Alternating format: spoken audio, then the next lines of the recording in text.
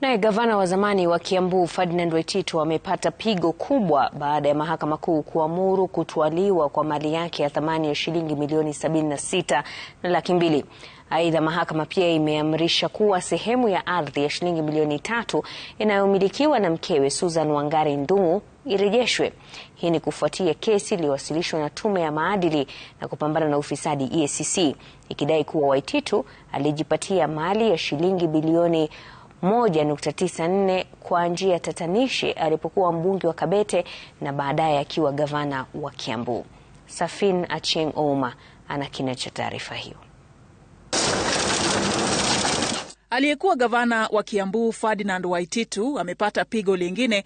Hii ni baada ya mahakama kuamuru kutwaliwa kwa mali yake yenye thamani ya shilingi milioni 76.2 na kipande cha ardhi kilichoko Kitengela, kaunti ya Kajiado, kinachomilikiwa na mkewe. Ardhi hiyo ni ya thamani ya shilingi milioni 3. They having been by this judgment found to be unexplained wealth, it is hereby ordered that they be forfeited to the Kenya government. Tume ya Maadili na Kupambana na Ufisadi EACC ilikuwa imewasilisha kesi mahakamani ikitaka kutwaliwa kwa mali ya zaidi ya shilingi bilioni 1.9 ya Waititu na mkewe inayoshukiwa kupatikana kwa njia tatanishi wakati alipokuwa akihudumu kama mbunge wa Kabete na baadaye kama gavana wa Kiambu. Waititu na mkewe walikuwa wamepinga kesi hiyo, wakisisitiza kuwa walipata mali hiyo kwa njia halali. For the funds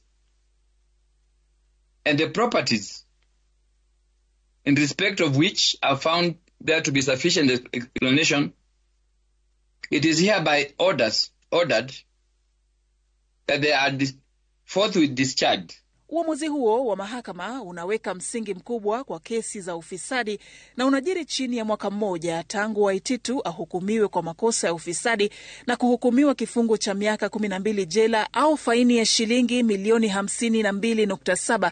Hii ni baada ya yeye pamoja na mkewe Wangari Ndung'u na washtakiwa wenzake kupatikana na hatia katika kashfa ya kandarasi ya barabara yenye thamani ya shilingi milioni 588. Safina Achieng' Ouma, runinga ya Citizen.